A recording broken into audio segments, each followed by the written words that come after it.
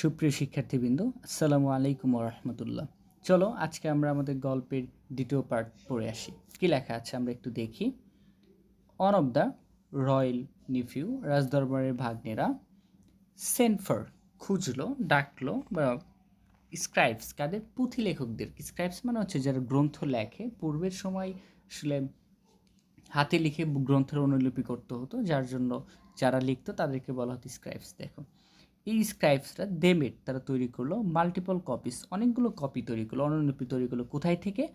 Various text, বিভিন্ন গ্রন্থ থেকে অনেকগুলো কপি তারা অনুলিপি তৈরি করলো। কতক্ষণ পর্যন্ত এই কাজটা তারা করেছে? আনটিল, যতক্ষণ পর্যন্ত না দেয়ার, সেখানে অজ ভ্যারিটেবল মাউন্টেইন, যতক্ষণ পর্যন্ত না তাদের এই তৈরিকৃত বইটা কি হলো, পর্বত সম পরিমাণ না হলো, অর্থাৎ অনেক বেশি পরিমাণ বই তৈরি করলো, সোজা কথা।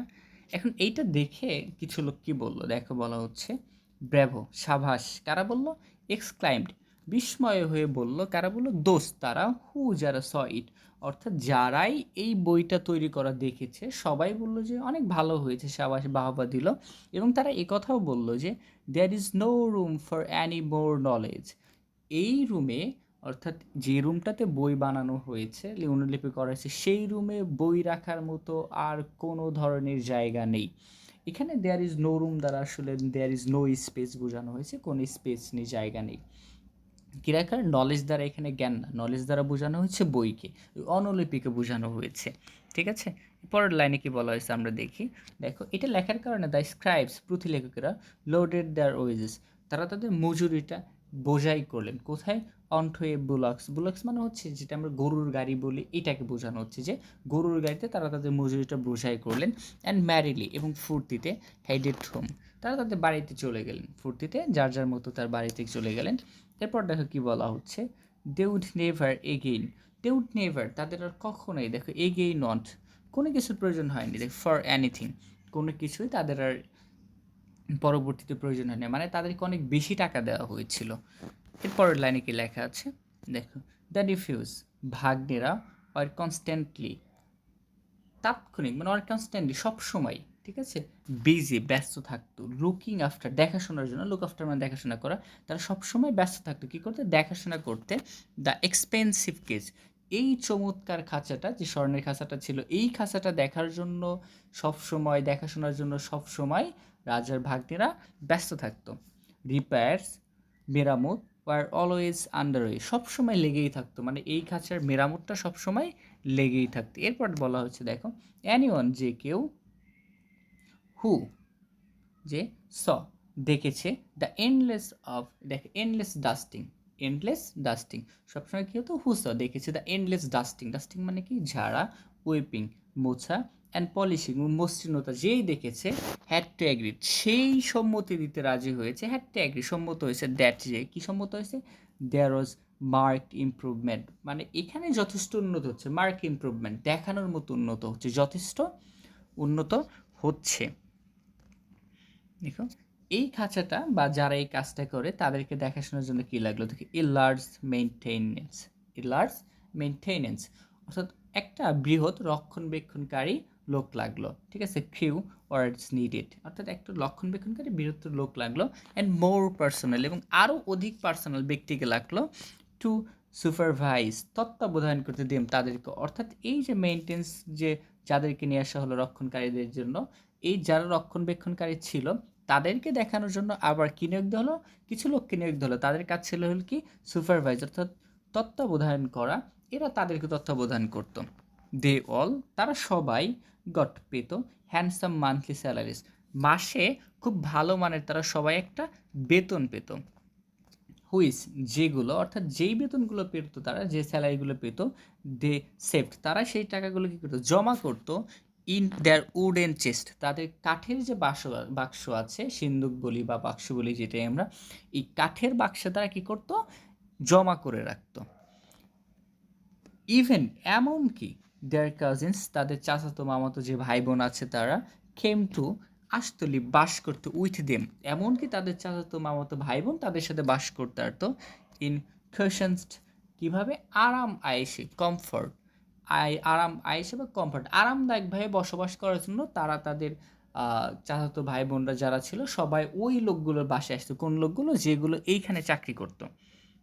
ঠিক আছে? তো চলো আমরা গল্পটা আরেকবার একটু দেখে আসি শুরু থেকে। কি বলা হয়েছে?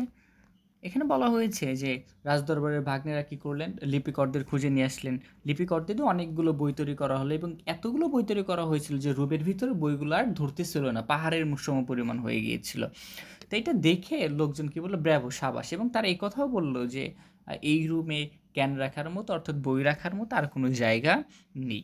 এইটা পুঁথিলেখক যারা কাজটা করেছিল, পুঁথি লিখেছিল তাদেরকে যথেষ্ট মজুরি দেওয়া হয়েছে। তারা সবাই বাড়িতে চলে গেলেন এবং এরপরে এখানে কিছু লোক নিয়োগ দেওয়া হলো এটা দেখাশোনার জন্য এবং এই যে লোক নিয়োগ দেওয়া হলো যাদেরকে তাদেরকে দেখানোর জন্য আবার কিছু লোক নিয়োগ দেওয়া হলো।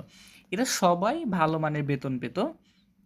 তো এই বেতনটা এত টাকা তারা কিভাবে ফুরাবে? এইজন্য কি করতো? তার চাচাতো, মামাতো, খালাতো ভাই-বোন যারা আছে সবাই আরামে বসবাস করার জন্য তাদের কাছে চলে আসতো। এবার আসি আমরা গল্পে পার্ট ৪ পড়ি। দেখো এখানে কি লেখা আছে? The world is short. পৃথিবীটা ছোট অফ ম্যানি থিংস অর্থাৎ পৃথিবীতে অনেক কিছুর অভাব রয়েছে বাট নট কিন্তু নেই ডিট্রাক্টরস নিন্দুক। অর্থাৎ বলা হচ্ছে যে পৃথিবীতে অনেক কিছুর অভাব রয়েছে কিন্তু নিন্দুকের কোনো অভাব নেই। দে সেইড তারা বলল অর্থাৎ নিন্দুক যারা ছিল তারা বলল দ্য কেভ লুকস বেটার। খাঁচাটা দেখতে তো খুবই ভালো দেখাচ্ছে, নো ডাউট, এটি কোনো সন্দেহ নেই। খাঁচাটা দেখতে চমৎকার দেখাচ্ছে, তো কোনো সন্দেহ নেই। বাট কিন্তু হ্যাজ অ্যানিওয়ান কেউ কি টেকেন রাখে নোটিশ অফ দ্য বার্ড, কেউ কি পাখিটার খবর রাখে? তাহলে নিন্দুকরা কে বলল যে খাঁচাটাকে দেখতে অনেক ভালো দেখাচ্ছে কিন্তু কেউ কি আসলে এটার খবর রাখে?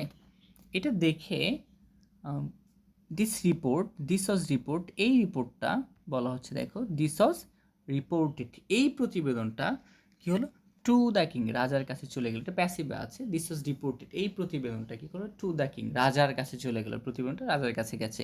এইটা শুনে কথাটা রাজা যখন শুনলো তখন he said to an nephew, তো সে তার এক ভাগ্নেকে ডেকে বলল হোয়াটস দিস, আমি কি শুনি? হোয়াটস দিস আই হেয়ার, এটা আমি কি শুনি ভাগ্নে? এই কথাটা বললো। কি বললো? যে হোয়াটস দিস আই হেয়ার, এটা আমি কি শুনি? ঠিক আছে, এই যে দেখো তখন তার ভাগ্নে বলতেছি ইউর ম্যাজেস্টি মহারাজ, রিপ্লাইড দ্য নিফিউ, ভাগ্নের অ্যান্সার দিল ইফ ইউ উইশ, যদি আপনার ইচ্ছা হয়, টু হেয়ার, প্রকৃত সত্য শুনতে, দ্য ট্রুথ, প্রকৃত সত্য শুনতে যদি আপনার ইচ্ছা হয়, সামন ডাকুন দ্য গোল্ড স্মিথ, স্বর্ণকারকে ডাকুন, যার খাঁচা বানাইছে তাকে ডাকুন, দ্য স্কলার্স, এবং এখানে যারা পণ্ডিত আছে পড়ানোর জন্য তাদেরকে ডাকুন, দ্য স্ক্রাইবস, পুঁথি লেখক যারা আছে তাদেরকে ডাকুন। এরপরে কি বললো? দ্য মেইনটেনেন্স, যারা তদারকির দায়িত্বে আছে তাদেরকে ডাকুন, ক্রিউ, দেখো মেইনটেনেন্স ক্রিউ, তদারকি মেম্বার যারা আছে তাদেরকে ডাকুন, অ্যান্ড দেয়ার সুপারভাইজার্স, এবং তাদের তত্ত্বাবধানে তদারকির দায়িত্বে যারা আছে তাদেরকে ডাকুন, এই সবাইকে ডাকুন। দোজ, তারা, হু, যারা, হ্যাভেন গট, পায়নি, এ শেয়ার, ভাগ, কোথায় থেকে? অফ দ্য রয়্যাল বান্টি, যারা রাজদরবার থেকে, রাজদরবারের যে দান খয়রাত আছে এখান থেকে যারা ভাগ পায়নি, আর রিসোর্টিং টু স্লেন্ডার, তারাই অপবাদটা ছড়াচ্ছে। এখানে রিসোর্টিং মানে ছড়ানো, টু স্লেন্ডার কি ছড়াচ্ছে? তারাই অপবাদটা ছড়াচ্ছে। অর্থাৎ রাজার ভাগ্নেরা বলল যে যারা আসলে এই রাজদরবার থেকে কোনো টাকার ভাগ পায় নাই তারা এই অপবাদগুলো ছড়াচ্ছে। ঠিক আছে, এটা শুনে রাজা এভরিথিং বিকেম ক্লিয়ার, সব কিছু পরিষ্কার হয়ে গেল টু দ্য কিং, রাজার কাছে। অ্যান্ড হি রিওয়ার্ডেড, তিনি পুরস্কৃত করলেন, অর্থাৎ তার ভাগ্নে দ্বারা ভালো কাজ করতেছে এই জন্য হিস নিফিউ, তিনি তার ভাগ্নেকে পুরস্কৃত করলেন উইথ এ গোল্ড চেইন, কি দিয়ে? একটা স্বর্ণের হার দিয়ে, স্বর্ণের চেইন দিয়ে তার ভাগ্নেকে পুরস্কৃত করলেন।